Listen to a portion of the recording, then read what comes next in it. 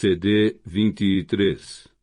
À frente, por serem de maior grandeza corporal e, portanto, lhes caber justa capitania, vão São Vicente e São Sebastião, ambos mártires, embora do martírio daquele não se veja outro sinal que a simbólica palma. O resto são atavios de diácono e emblemático corvo, ao passo que o santo se apresenta na conhecida nudez, atado à árvore, com aqueles mesmos buracos de horríveis feridas, e por prudência se desencaixaram os dardos, não fossem partir-se durante a viagem. Logo a seguir vêm as damas, 3 graças preciosas. A mais bela de todas, Santa Isabel, rainha da Hungria, que morreu na idade de 24 anos apenas. E depois, Santa Clara e Santa Teresa, mulheres muito apaixonadas, que em fogo interior arderam. É o que se prezou as ações e palavras, quanto mais presumiríamos se soubéssemos de que é feita a alma das santas. Quem bem chegado vem a Santa Clara é São Francisco, não admira a preferência. Conhecem-se desde Assis. Encontraram-se agora neste caminho de Pintéus, de pouco valeria a amizade, ou lá o que foi que os uniu. Se não continuassem a conversa na palavra que ficou em meio, como íamos dizendo. Se este é o lugar que realmente melhor conviria a Francisco, por ser de todos os santos que vão nesta leva o de mais feminis virtudes, de coração manso e alegre vontade, também em lugar certo vêm São Domingos e Santo Inácio, ambos ibéricos e sombrios, logo demoníacos, se não é isto ofender o demônio. Se não seria justo, afinal, dizer que só um santo seria capaz de inventar a Inquisição e outro santo a modelação das almas. É evidente para quem conheça estas polícias que São Francisco vai sob suspeita. Mas, nisto de santidades, há-as para todos os gostos. Quer-se um santo dedicado ao trabalho da horta e ao cultivo da letra, temos São Bento. Quer-se outro de vida austera, sábia e mortificada, avance São Bruno. Quer-se ainda outro para pregar cruzadas velhas e reunir cruzados novos, não há melhor que São Bernardo. Vêm os 3 juntos, talvez por parecenças de rosto, talvez porque as virtudes de todos somadas, um homem honesto, talvez por terem nos nomes a mesma primeira letra. Não é raro juntarem-se as pessoas por acasos destes.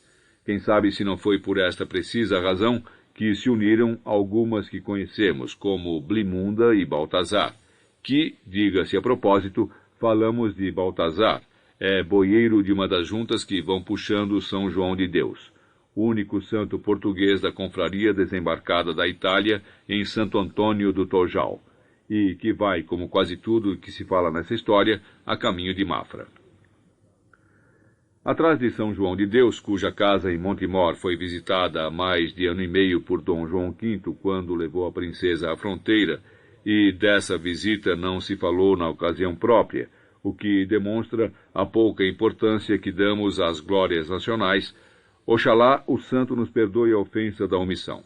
Atrás de São João de Deus, íamos dizer, segue uma meia dúzia de outros bem-aventurados de menos resplandecência, sem menosprezo dos muitos atributos e virtudes que os exornam.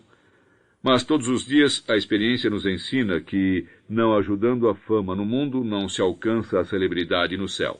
Desigualdade flagrante de que são vítimas todos estes santos, por sua menor significância, reduzidos aos nomes: João da Mata, Francisco de Paula, Caetano, Félix de Valois, Pedro Nolasco, Filipe Neri. Enunciados assim, parecem homens comuns.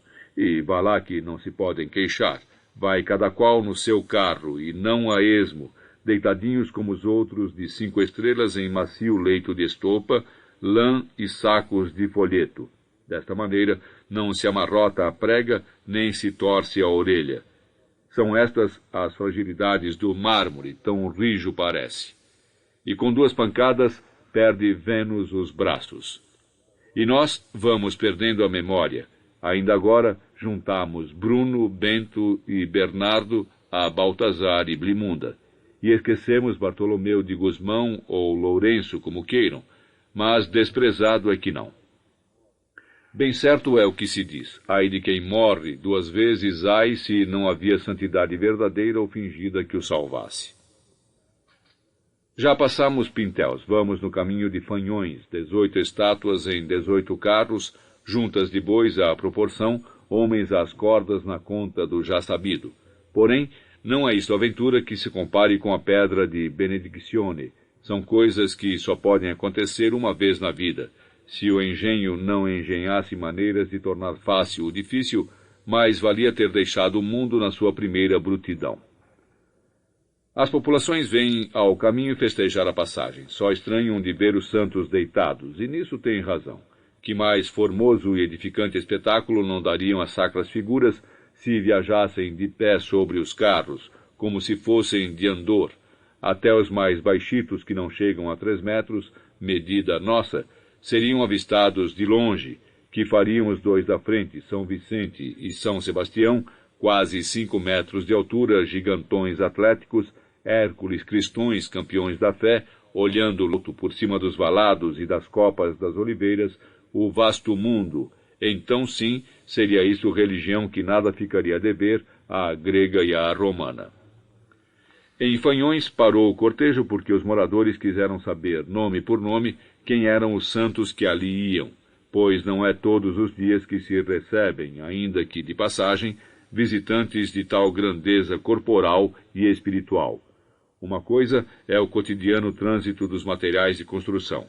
Outra, poucas semanas há, o intérmino cortejo do sino de 100, que hão de rebimbar nas torres de Mafra a imperecível memória destes acontecimentos. Outra ainda, este panteão sagrado. Foi o pároco da terra chamado à ciceronia, mas não soube dar boa conta do recado, porque nem todas as estátuas tinham visível o nome do pedestal. E, em muitos casos, por aí se ficaria a ciência identificadora. Uma coisa é ver logo que este é São Sebastião. Outra seria dizer, de cor e salteado, amados filhos, o santo que aqui estão vendo é São Félix de Valois, que foi educado por São Bernardo, que vai lá à frente, e fundou com São João da Mata, que aí vem atrás, a Ordem dos Trinitários, a qual foi instituída para resgatar os escravos das mãos dos infiéis. Vede que admiráveis histórias se contam na nossa santa religião. Riu o povo de Fanhões. E quando é que vem a ordem para resgatar os escravos das mãos dos fiéis, ó senhor prior?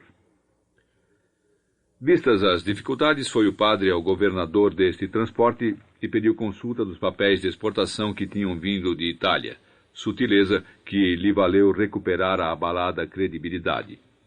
E então puderam ver os moradores de Fanhões o seu ignorante pastor alçado sobre o muro do adro, pregoando os benditos nomes pela ordem que iam passando os carros, até ao último, por acaso, era São Caetano, levado pelo José Pequeno, que tanto sorria aos aplausos como ria de quem os dava. Mas este José Pequeno é maligna criatura, por isso o puniu Deus, ou o diabo o puniu, com a corcova que traz às costas. Há de ter sido Deus o do castigo, porque não consta que tenha o diabo esses poderes em vida do corpo. Acabou o desfile e segue a santaria para Cabeço de Monte Achique. Boa viagem. Menos boa a têm os noviços do convento de São José de Ribamar, ali para os lados de Algés e Carnaxide, a estas horas palmilhando o caminho para Mafra por orgulho ou transposta mortificação do seu provincial. Foi o caso que, aproximando-se a data da sagração do convento, começou-se a acomodar e a pôr em boa arrecadação os caixões que de Lisboa se iam enviando com os paramentos para o culto divino, e as coisas necessárias para o serviço da comunidade que o dito convento ia habitar. Foram estas ordens dadas pelo provincial, que, chegando à altura conveniente, deu outras, convém a saber, seguissem os noviços para a nova casa, o que, subindo ao conhecimento de El-Rei, moveu o coração deste piedoso senhor, que quis fossem os noviços nas suas faluas até ao porto de Santo Antônio do Tojal, assim lhes reduzindo o trabalho e a canseira do caminho. Porém, estavam os mares tão alterosos, tão agitados da fúria dos ventos, que seria loucura suicida ousar tal navegação, posto que, El-Rei propôs que viajassem os noviços nos seus coches, ao que o provincial respondeu, agora sim, ardendo em santo escrúpulo. Que é isto, senhor? Apurar confortos a quem se deve aos cilícios, descuidar lazeres a quem há de ser sentinela, amaciar estofos a quem se prepara para sentar-se em espinhos. Nunca eu tal veja, senhor, ou deixo de ser provincial. Vão a pé, para exemplo e edificação dos povos. Não são mais que nosso senhor, que só uma vez é que andou de burro. Com argumentos de tal substância, retirou Dom João V a oferta dos coches, como já retirara a das faluas, e os noviços, levando consigo apenas os breviários, partiram do convento de São José de Ribamar pela manhã, 30 esparvados e bisonhos adolescentes, com seu mestre Frei Manuel da Cruz e outro frade de guarda, Frei José de Santa Teresa. Pobres moços, pobres passarinhos em plumes, já não chegava a serem os mestres de noviços, por infalível regra, os mais temíveis tiranos, com aquela cisma das disciplinas diárias, 6, 7, 8, até ficarem os pobres com as costas em carne viva. Já isto, e ainda pior, não bastava, como ter de transportar nos lombos, chagados e feridos, todos os pesos para que não chegassem a sarar. E tinham agora de caminhar descalços 6 léguas por montes e vales, sobre pedras e lama, caminhos tão ruins que, comparado com eles, foi suave prado o chão pisado pelo burro que transportou a Virgem na fuga para o Egito, de São José, não se falando por ser modelo de paciência. Meia légua andada por obra de topada, daquelas que abrem boca na cabeça do dedo grande, ou aresta assassina, ou contínua rapação das plantas na aspereza do solo, já os pés dos mais delicados sangravam. Rasto de pias e vermelhas flores seria um lindo quadro católico se não fosse o frio tanto, se não mostrassem os noviços os focinhos encieirados, os olhos lacrimejantes. Muito custa a ganhar o céu. Iam rezando nos breviários, anestésico prescrito para todas as dores da alma. Porém, estas são do corpo. Um par de sandálias substituiria com proveito a mais eficaz das orações. Meu Deus, se fazes muita questão, nisso arreda as tentações de mim. Mas, primeiramente, tira essa pedra do meu caminho, já que és o pai das pedras e dos frades, e não pai delas e padrasto meu. Não há vida pior que a do noviço, a não ser, talvez, daqui por muitos anos, a do marçano. Estamos até em dizer que o noviço é o marçano de Deus, que o diga um Frei João de Nossa Senhora, noviço que foi desta mesma ordem franciscana e que há de ir agora como pregador a Mafra no 3º dia da sagração. Mas não chegará a falar por ser só substituto, que o diga este Frei João Redondo, assim chamado por causa da muita gordura que, sendo frade, ganhou, que em tempos de seu noviciado em Magreza andou pelo Algarve a fazer um peditório de borregos para o convento. 3 meses levou nisto, roto, descalço, mal comido. Imagine-se o tormento, juntar os animais, ir de terra em terra com o rebanho pedir pelo amor de Deus mais um borreguinho, levá-los todos ao pasto, e, enquanto praticava tantos religiosos atos, sentindo o estômago às guinadas, da muita fominha, só pão e água, e com a tentação de um ensopado diante dos olhos. Vida mortificada é toda uma, noviço, marçano e recruta. Os caminhos são muitos, mas às vezes repetem-se. Partindo de São José de Ribamar, os noviços seguiram na direção de Queluz, pois Belas e Sabugo. Pararam algum tempo a descansar em Morelena. Restauraram como puderam os atormentados pés na enfermaria. E depois, ao princípio sofrendo dores dobradas, enquanto ao novo sofrimento se não habituaram, continuaram caminho para Pero Pinheiro, passagem pior que todas por estar o chão da estrada coberto de estilhas de mármore. Lá adiante, na descida para Cheleiros, viram uma cruz de pau à beira do caminho, sinal de ali ter morrido gente. Em geral são assassinados. Seria este o caso? Não seria. Sempre um Padre Nosso se dirá por esta alma. Ajoelharam-se os frades e os noviços. Em coro, disseram a oração. Coitados, esta sim é caridade suprema, rezar por quem não se conhece. Assim de joelhos, vêm-se-lhes as solas dos pés, tão castigadas, tão sangrentas, tão doloridas e sujas, são a parte mais comovente do corpo humano, se está de joelhos viradas para o céu por onde nunca caminharão. Terminado o Padre Nosso, desceram ao vale, atravessaram a ponte, outra vez entregues à leitura do breviário. E não viram uma mulher que assomava ao postigo da sua casa, e não ouviram o que ela disse: malditos sejam os frades. Quis o acaso, agenciador de bons e maus sucessos, que se encontrassem as estátuas com os noviços no ligar da estrada que vem de Cheleiros com a que vem de Alcaínça Pequena. E isso foi ocasião de grandes demonstrações de regozijo por parte da congregação pelo afortunado augúrio. Passaram os frades para a frente do comboio de carros, como batedores e espanta-diabos, entoando sonoras jaculatórias, só não alçando cruz porque a não levavam, se o consentiria o ritual. Entraram assim em Mafra recebidos triunfalmente, tão magoadinhos dos pés, tão transportados de fé no desvairio dos olhares, ou será fome, que desde São José de Ribamar que vem caminhando só roeram pão duro, molhado em água da fonte. Mas agora, de certo, os tratarão melhor no hospício, onde por hoje se acomodam. Mal podem andar. É como os fogueirames, passa a grande labareda, ficam as cinzas, acaba-se a exaltação, fica a melancolia. Nem ao descarregar das estátuas assistiram. Vieram os engenheiros e os homens da força, trouxeram os cabrestantes, as roldanas, as cabrilhas, os calabres e as almofadas, as cunhas, os calços, negregados instrumentos que de repente se escapam. Por isso a mulher de Cheleiros disse: malditos sejam os frades. E com muito suor e ranger de dentes foram as figuras descidas. Porém, agora alçadas em toda a sua altura, postas em círculo, voltadas para dentro como se estivessem reunindo assembleia ou partida.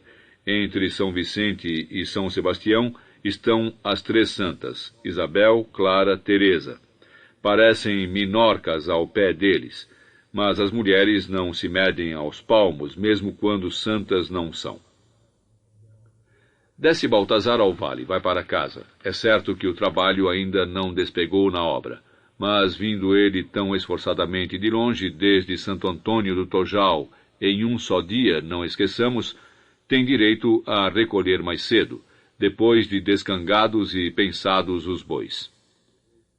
O tempo às vezes parece não passar, é como uma andorinha que faz o ninho no beiral, sai e entra, vai e vem, mas sempre à nossa vista julgaríamos, nós e ela, que iríamos ficar assim a eternidade ou metade dela, o que já não seria mal.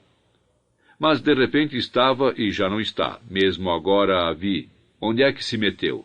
E se temos à mão um espelho, Jesus, como o tempo passou, como eu me tornei velho. Ainda ontem era a flor do bairro, e hoje nem bairro nem flor. Baltazar não tem espelhos, a não ser estes nossos olhos que o estão vendo a descer o caminho lamacento para a vila. E eles são que lhe dizem: tens a barba cheia de brancas, Baltazar, tens a testa carregada de rugas, Baltazar, tens encorreado o pescoço, Baltazar, já te descaem os ombros, Baltazar, nem pareces o mesmo homem. Mas isto é certamente defeito dos olhos que usamos, porque aí vem justamente uma mulher, e onde nós víamos um homem velho, vê ela um homem novo, o soldado a quem perguntou um dia: que nome é o seu?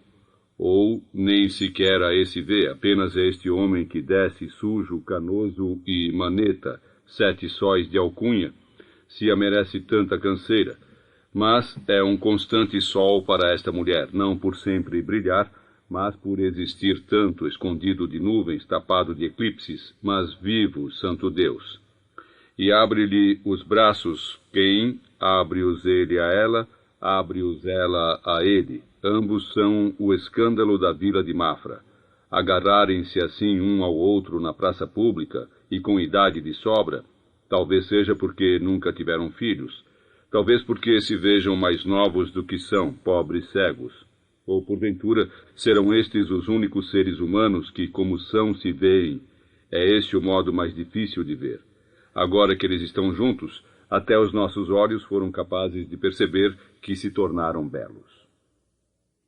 À ceia, Álvaro Diogo disse que as estátuas ficarão onde foram descarregadas. Não há tempo para as colocar nos nichos respectivos.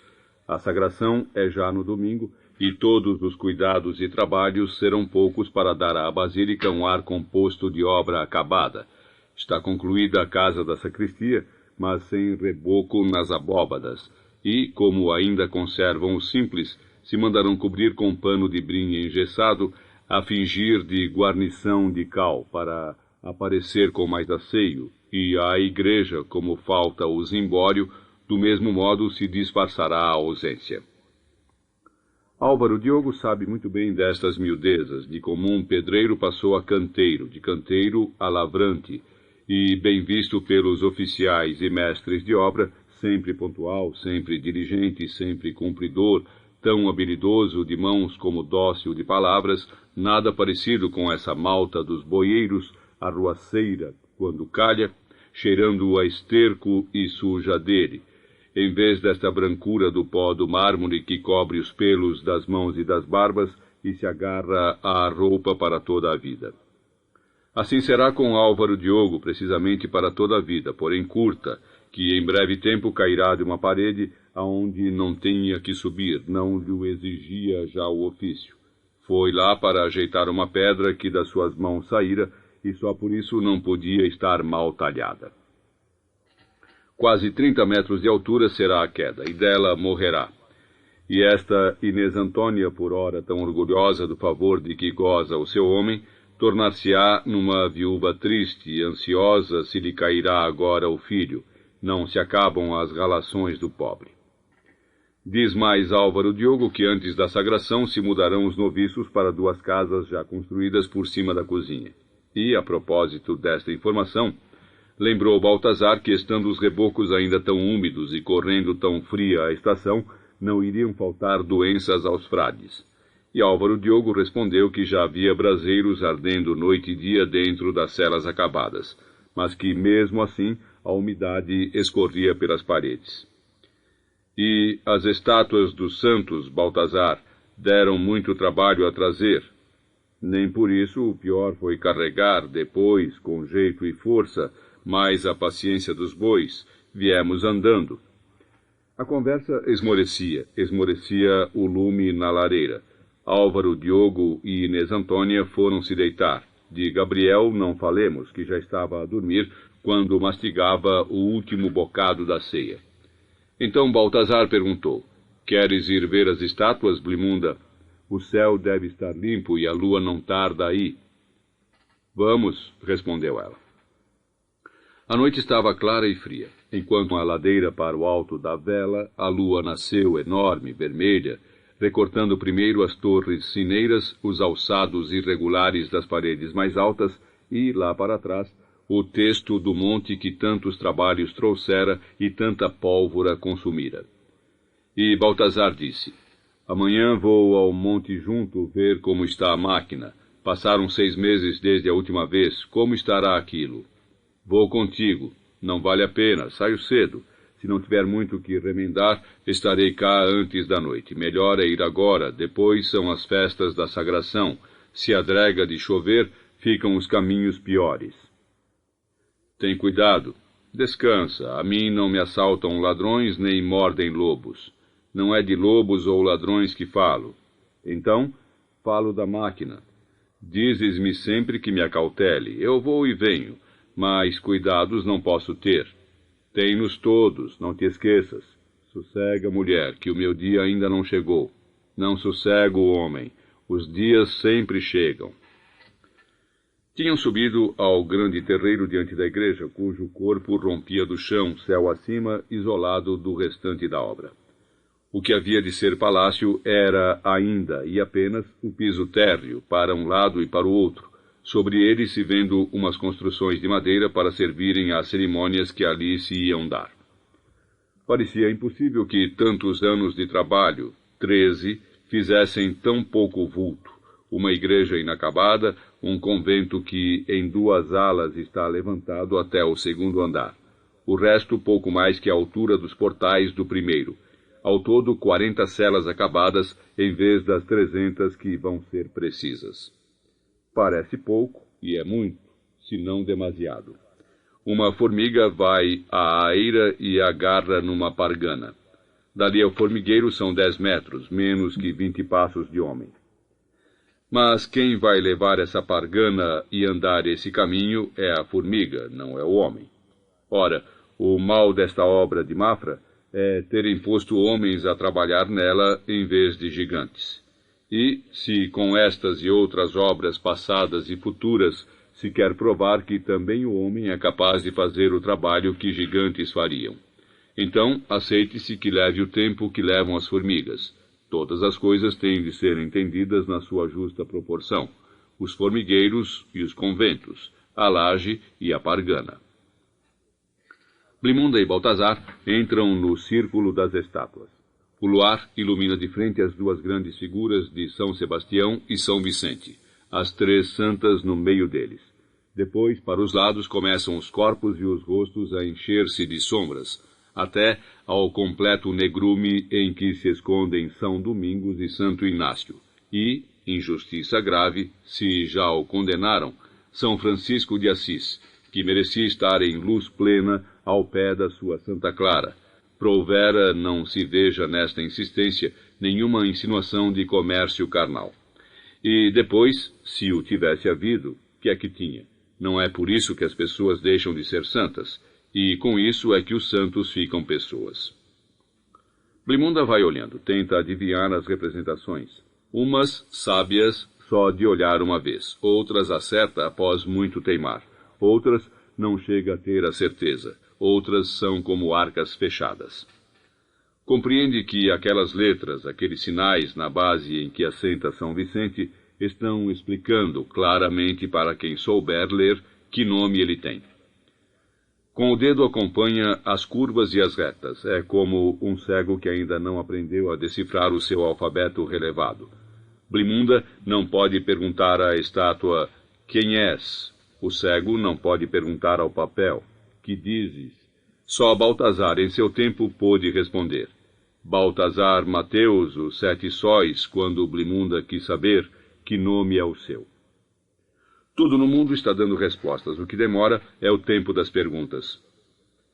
Uma nuvem solitária veio do mar sozinha em todo o claro céu, e por um longo minuto cobriu a lua.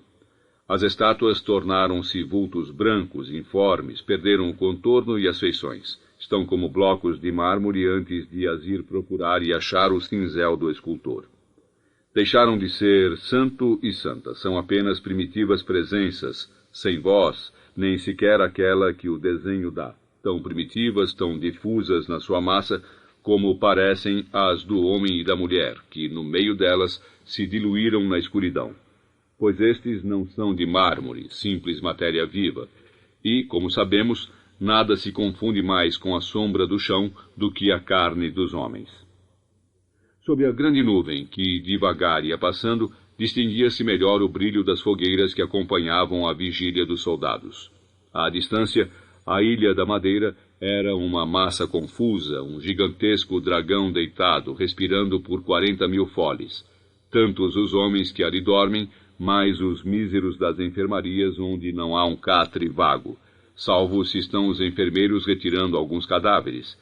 Este que rebentou por dentro, este que tinha uma nascida, este que deitava sangue pela boca, este que um estupor paralisou e, segundando, matou. A nuvem afastou-se para dentro da terra, maneira de dizer, pela terra dentro, para o interior dos campos, embora nunca se possa saber que faz uma nuvem quando deixamos de olhar para ela, ou quando se esconde por trás daquele monte. Pode muito bem ter se metido para dentro da terra, ou sobre ela descido para fecundar. Quem adivinhará que estranhas vidas, que raros poderes? Vamos para casa, Blimunda, disse Baltazar. Saíram do círculo das estátuas, outra vez iluminadas, e quando iam começar a descer para o vale, Blimunda olhou para trás. Fosforeciam como sal. Apurando o ouvido, percebia-se daquele lado um rumor de conversação.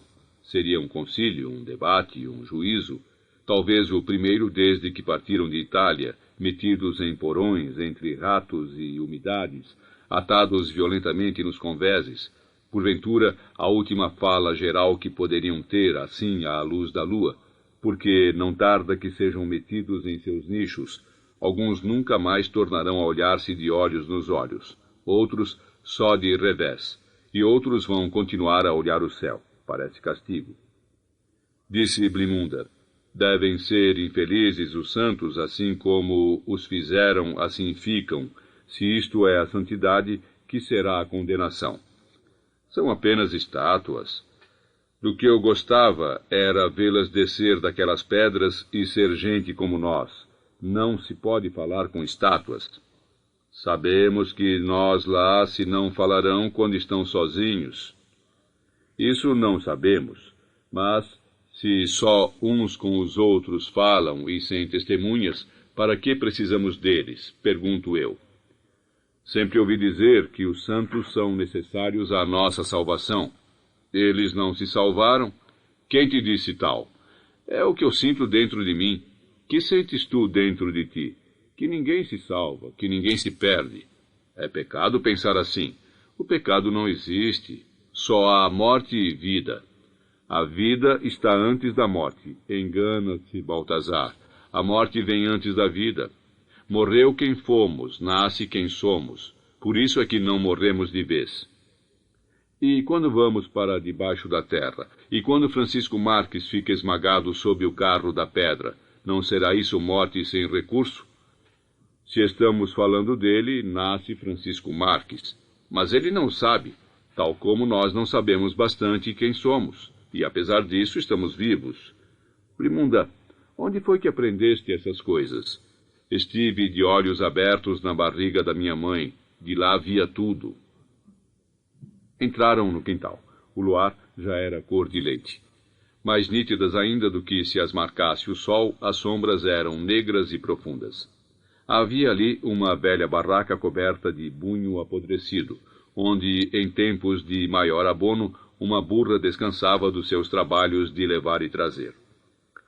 Na fala familiar, era a barraca da burra, apesar de a proprietária ter morrido há muitos e muitos anos, tantos que nem Baltazar conservava a lembrança.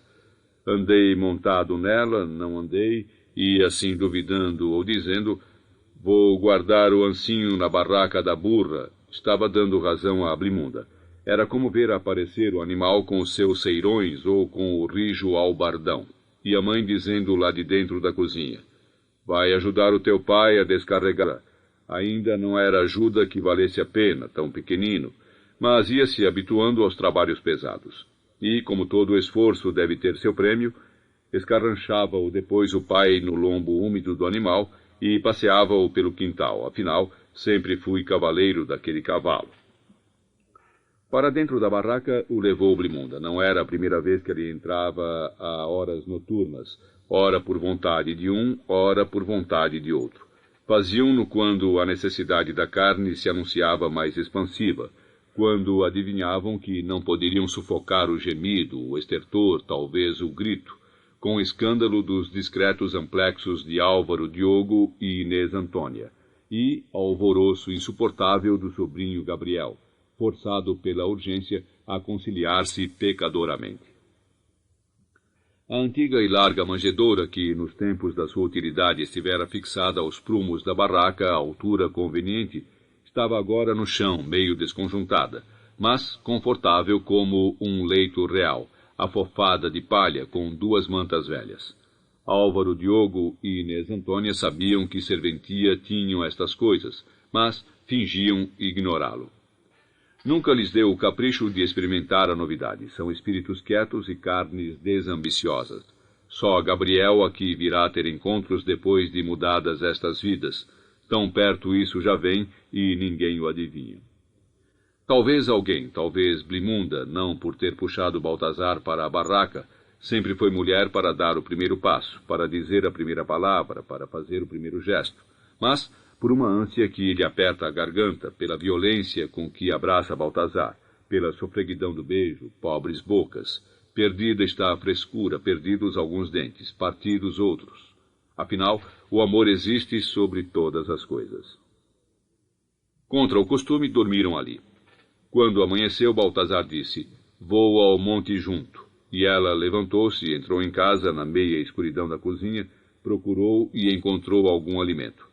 Ainda dormiam lá para dentro os cunhados e o sobrinho. Depois saiu, cerrando a porta, trazia também o alforje de Baltazar. Dentro dele, meteu a comida e as ferramentas, sem esquecer o espigão de ferro. De maus encontros ninguém está livre. Saíram ambos. Blimunda acompanhou Baltazar até fora da vila. Viam-se ao longe as torres da igreja, brancas sobre o céu encoberto. Ninguém o esperaria depois da clara noite que foi. Abraçaram-se os dois no recato de uma árvore de ramos baixos, entre as folhas douradas do outono, pisando outras que já se confundiam com a terra, alimentando-a, para reverdecerem de novo. Não é Oriana em seu traje de corte que se está despedindo de Amades, nem Romeu, que, descendo, colhe o debruçado beijo de Julieta. É somente Baltazar que vai ao monte junto remediar os estragos do tempo. Não é mais que Blimunda, impossivelmente tentando que o tempo pare. Com as suas vestes escuras, são duas sombras inquietas, mal se separam, logo se aproximam. Não sei que adivinham estes, que outros casos se preparam. Porventura, tudo será obra da imaginação, fruto da hora e do lugar. De sabermos que o bem não dura muito. Não demos por ele quando veio, não o vimos quando esteve. Damos-lhe pela falta quando partiu. Não tardes por lá, Baltazar. Dorme tu na barraca, posso chegar já de noite, mas se houver muito que consertar, só venho amanhã. Bem sei. Adeus, Blimunda. Adeus, Baltazar. Não vale a pena narrar segundas viagens, se foram explicadas as primeiras.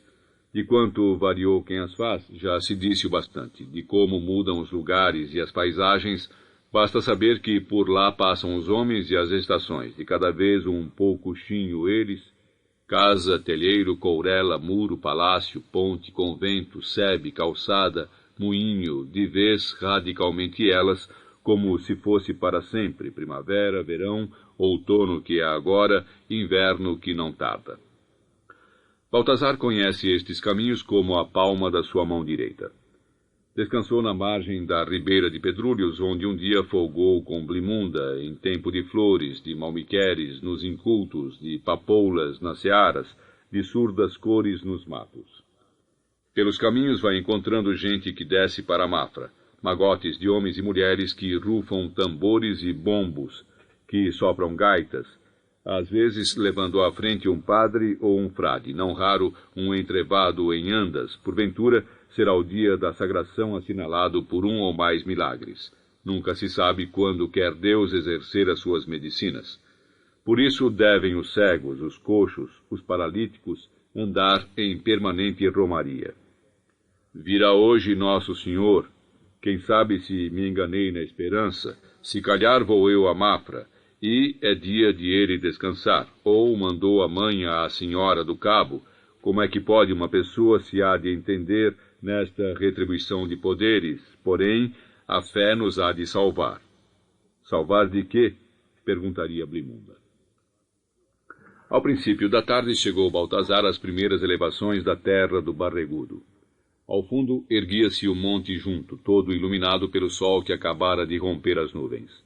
Sobre a serra vogavam sombras, eram como grandes animais escuros que percorriam as colinas, arrepiando-as ao passar. Depois, a luz aquecia as árvores, fazia brilhar os charcos. E o vento soprava contra os braços parados dos moinhos, assobiava nas cantarinhas. São coisas em que só repara quem vai de caminho sem pensar noutras ponderações da vida. Apenas este passar e estar passando. A nuvem no céu, o sol que vai começar a descer, o vento que nasce aqui e além morre, a folha sacudida ou que esmorecendo cai. Se para tais contemplações tem olhos um antigo e cruel soldado com morte de homem às costas, crime porventura resgatado por outros acidentes da sua vida, ter sido crucificado com sangue sobre o coração, ter visto como a terra é grande e tudo nela tão pequeno, ter falado aos seus bois com voz branda e descansada, parece pouco. Alguém saberá se é suficiente. Meteu-se já Baltazar pelos contrafortes do monte junto. Procura o quase invisível caminho que por entre mato o levará à máquina de voar. É sempre com o coração apertado que se aproxima, por temor de que a tenham descoberto, talvez destruído, talvez roubado. E de cada vez se surpreende de a ver como se tivesse acabado agora mesmo de pousar, ainda fremente da veloz descida, no seu regaço de arbustos e miríficas trepadeiras. Miríficas se lhes há de chamar, porque não é isto terra onde costumadamente cresçam. Não foi roubada, destruída também não, lá está, no mesmo lugar, de asa descaída, o seu pescoço de ave confundido com as ramagens mais altas, a cabeça escura como um ninho suspenso. Baltazar aproximou-se, largou o alforge para o chão, sentou-se a descansar um pouco antes de se pôr ao trabalho. Comeu 2 sardinhas fritas sobre um pedaço de pão, usando a ponta e o fio da navalha com a arte de quem abre miniaturas em marfim. Quando terminou, limpou a lâmina às ervas, a mão ao calção, e dirigiu-se à máquina. O sol brilhava com força, o ar estava quente. Por cima da asa, piscando cautelosamente para não ofender o revestimento de vime, Baltazar entrou na passarola. Algumas tábuas do convés estavam apodrecidas. Teria de substituí-las, trazer os materiais necessários, demorar-se aqui uns dias, ou então, só agora lhe ocorria a ideia, desmontar a máquina peça por peça, transportá-la para Mafra, escondê-la debaixo de uma parga de palha ou num dos subterrâneos do convento, se pudesse combinar com os amigos mais chegados, confiar-lhes metade do segredo. Consigo mesmo se espantava de nunca ter pensado nesta solução, e quando voltasse falaria com Blimunda. Ia distraído, não reparou onde punha os pés. De repente 2 tábuas cederam, rebentaram, afundaram-se. Esbracejou violentamente para se amparar, evitar a queda.